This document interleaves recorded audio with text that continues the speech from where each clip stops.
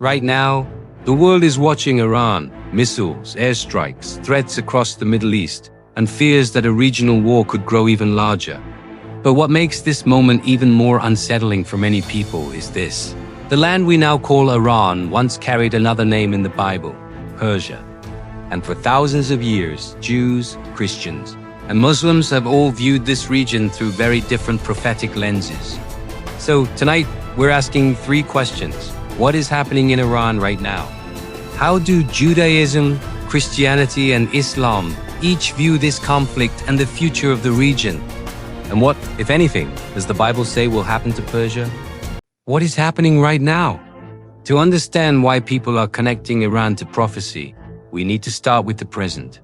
As of March 2026, major news outlets are reporting a severe escalation. Israeli strikes inside Iran, continued Iranian missile and drone attacks, wider regional instability and pressure on global energy markets through the Strait of Hormuz. Reuters reports Israeli strikes targeting senior Iranian figures, including Ali Larijani, while AP reports Israeli claims of killing top Iranian officials, though some Iranian confirmations remain incomplete or disputed. The conflict is no longer being described as a limited shadow war. AP and Reuters are both framing it as an ongoing wider war involving Iran, Israel, and US action, with consequences spilling into Gulf states, Lebanon, and global oil flows. That matters for prophecy discussions because once a conflict reaches this scale, people begin asking whether current events are simply geopolitical, or whether they resemble older religious expectations.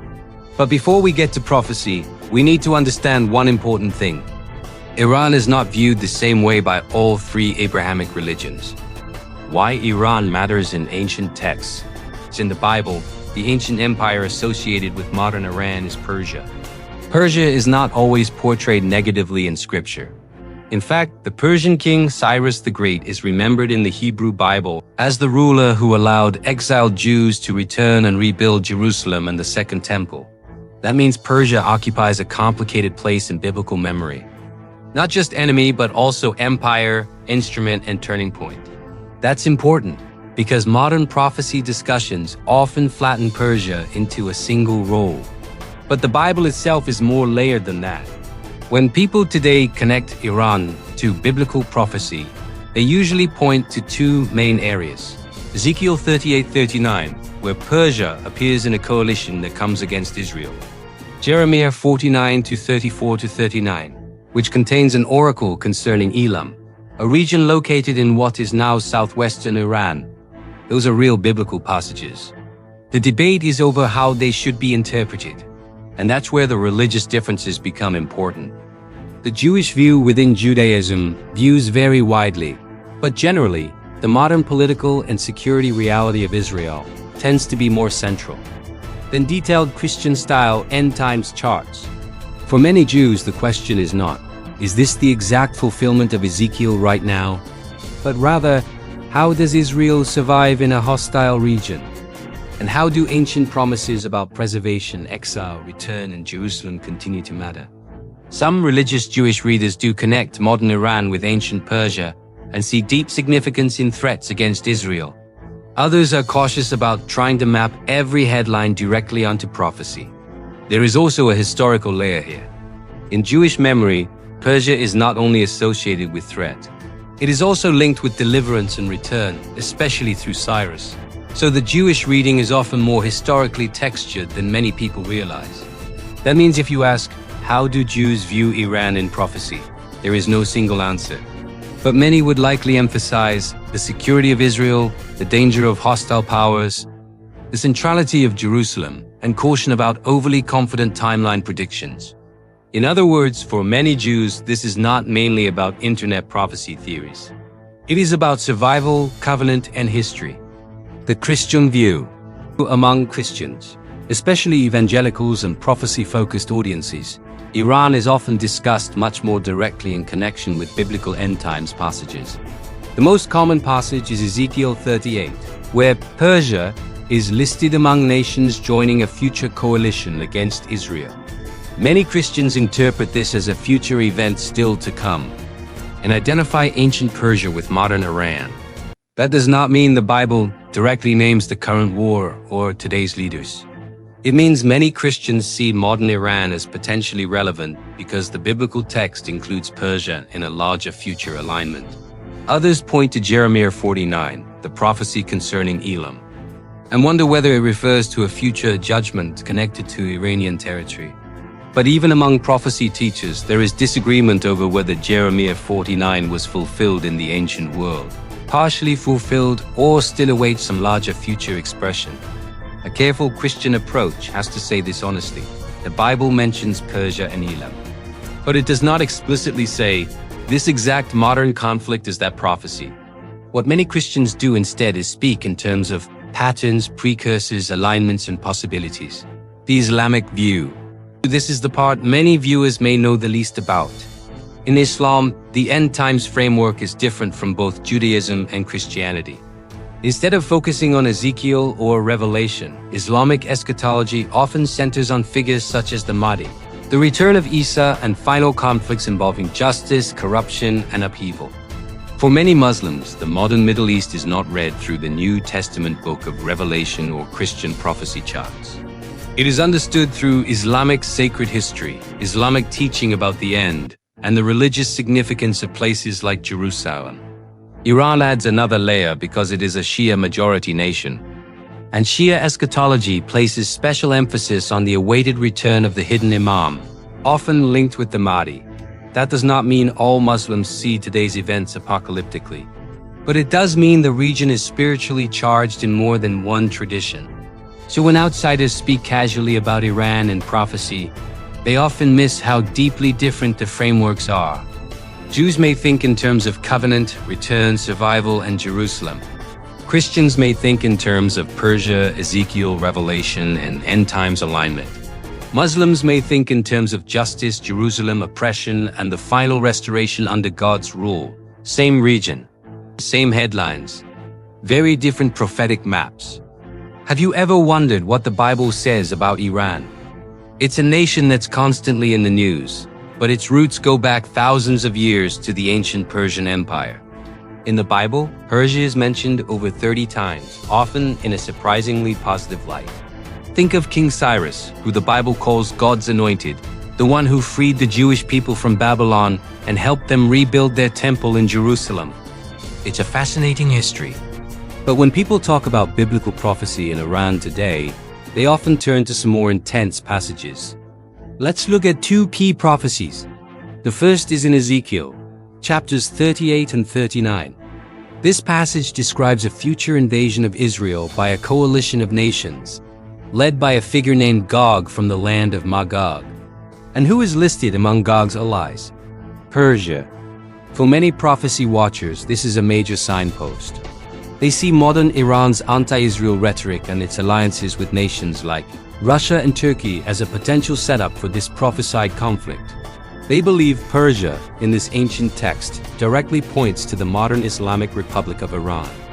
According to this view, these chapters describe a massive future battle where this coalition attacks Israel, only to be supernaturally defeated by God himself. This event is seen as a dramatic display of God's power to protect his people and judge the nations. However, it's important to know there are other interpretations. Some scholars argue that the Ezekiel prophecy was fulfilled in ancient times, perhaps during the time of Esther or another historical conflict. Others see it as purely symbolic, representing the timeless struggle between good and evil, rather than a literal future war with specific modern nations. The names and places, they argue, are representative of archetypal enemies of God's people throughout history. Then we have Jeremiah chapter 49. This prophecy is very different. It speaks of a judgment against a nation called Elam, which was an ancient kingdom in the area of modern-day Western Iran. The prophecy says God will break the bow of Elam, scatter its people, and set his throne there. But it ends on a surprising note of hope. But in the latter days I will restore the fortunes of Elam, declares the Lord. This has led to a completely different line of interpretation. Some see the judgment part as fulfilled through ancient conquests, but they see the restoration part happening right now. They point to reports of explosive church growth within Iran, with many Iranians converting to Christianity despite intense persecution. They believe this spiritual awakening is the fulfillment of God restoring the fortunes of Elam. It's not a political or military restoration, but a spiritual one. So, when we look at the Bible and Iran, we find a complex picture. We have prophecies of alliance and conflict, but also prophecies of judgment and incredible spiritual restoration. It reminds us that biblical texts are deep and can be understood in multiple ways. Whether you see today's headlines as a direct fulfillment of Ezekiel, or the quiet revival as the fulfillment of Jeremiah, it's clear this ancient land still plays a significant role in the ongoing story of faith. That makes the passage strikingly complex. It is not just judgment. It is judgment and restoration. And that is one reason interpreters disagree so strongly. Some say Jeremiah 49 refers mainly to ancient events already fulfilled. Others believe it could foreshadow something later. Still others see in it a pattern, national humiliation followed by eventual restoration. So, if you want the most careful answer, it is this. The Bible does not give a simple, single-line prediction that modern Iran will experience one specific event next. What it does do is place Persia Elam inside major prophetic and historical frameworks involving judgment, nations, Israel, and ultimately God's sovereignty over empires. That is more nuanced than many viral videos make it sound. And honestly, the nuance makes it more interesting. The real tension. Here's why this topic becomes so explosive. The moment modern war and ancient prophecy are placed in the same sentence, people stop listening carefully and start defending identities. Some hear Iran in prophecy and think someone is trying to justify war. Others hear Persia in prophecy and think the Bible is obviously describing what we're seeing now. Others reject the entire discussion as fear-driven. But there is a way to talk about this without taking sides. You can say, the current situation is real. The suffering is real. The geopolitical stakes are real. And ancient texts really do contain passages people connect to this region. That does not require triumphalism. It requires seriousness. Because once prophecy becomes entertainment, the subject gets distorted. And once current events become prophecy bait, people stop seeing human lives. So what does the Bible say will happen to Iran, Persia? It says Persia appears in a future coalition in Ezekiel 38. It says Elam faces judgment and also restoration in Jeremiah 49. But it does not hand us a simple headline that removes all ambiguity. And maybe that is exactly why this topic grips people. Because we are watching real events unfold in a land ancient texts have spoken about for thousands of years. The Jews see this region through one historical and theological lens, Christians through another, Muslims through another still. And all three traditions know this much. What happens in this region matters. So here's the question. When people connect current events to ancient prophecy, do you think they are seeing a real pattern or creating one? This is the Watchman Record. Thank you for watching. Leave any comments below and don't forget to like, subscribe, and share.